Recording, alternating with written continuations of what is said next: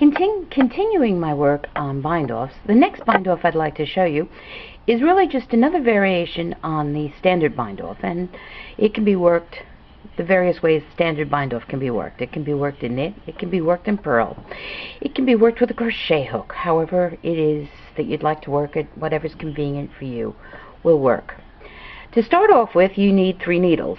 Here I have the work that I've been using for all these different videos, and I've divided it on 2 needles, and I had 38 stitches, and I've divided the work in half so that each needle has half the stitches. I now need a 3rd needle. The second thing I did as part of this setup is I did some rows of stockinette.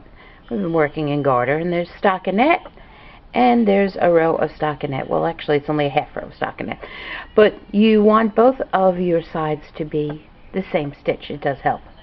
The second thing I've done right now is I folded it so that the stockinette is out, which might be considered the right side of the work. Very frequently people use stockinette rather than reverse stockinette. 3 needle bind-off works on the right side of the work when you put the right side out, or let's just move the yarn.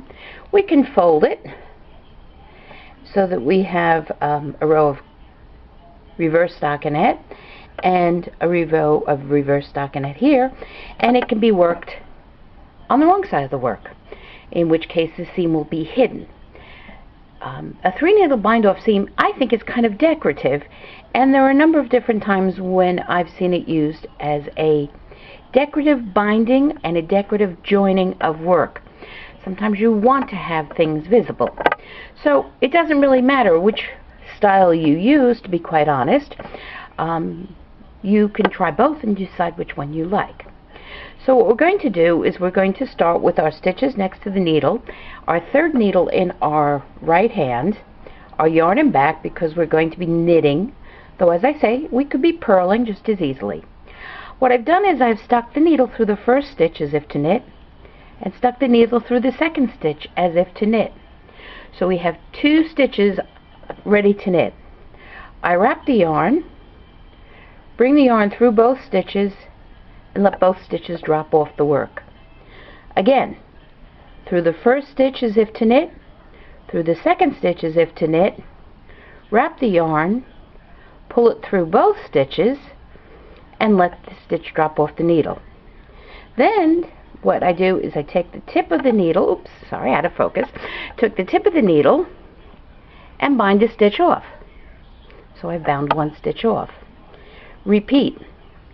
As if to knit, as if to knit, pull through, and bind off. As if to knit, oops, that's some of the things that's it's a little bit awkward sometimes holding, especially when I'm the way I videotape these. So we put the needle in as if to knit on the first stitch, and then the first stitch, oops, of the second needle, so that we have our needle passing through 2, pull it back through 2, bind off, and again repeat the same process. In fact, the whole process is repeated again and again.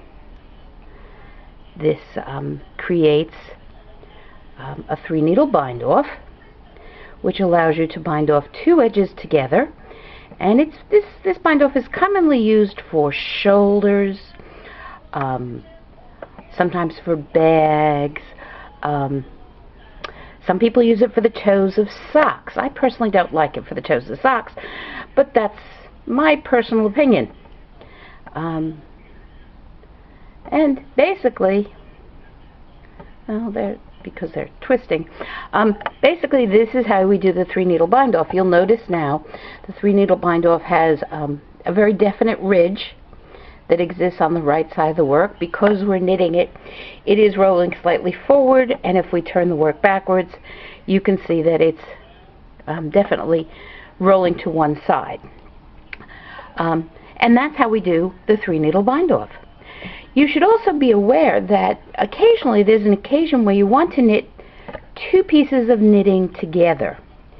And when you want to knit 2 pieces of knitting together, you'll sometimes use something similar to a 3 needle bind off.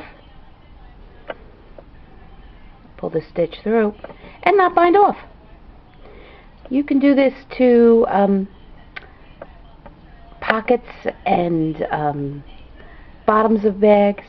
So the 3-needle bind off lends itself not just to binding off, but to joining knitting together. Oops, there, out of focus. So there are some things that you can do and how to do the 3-needle bind off.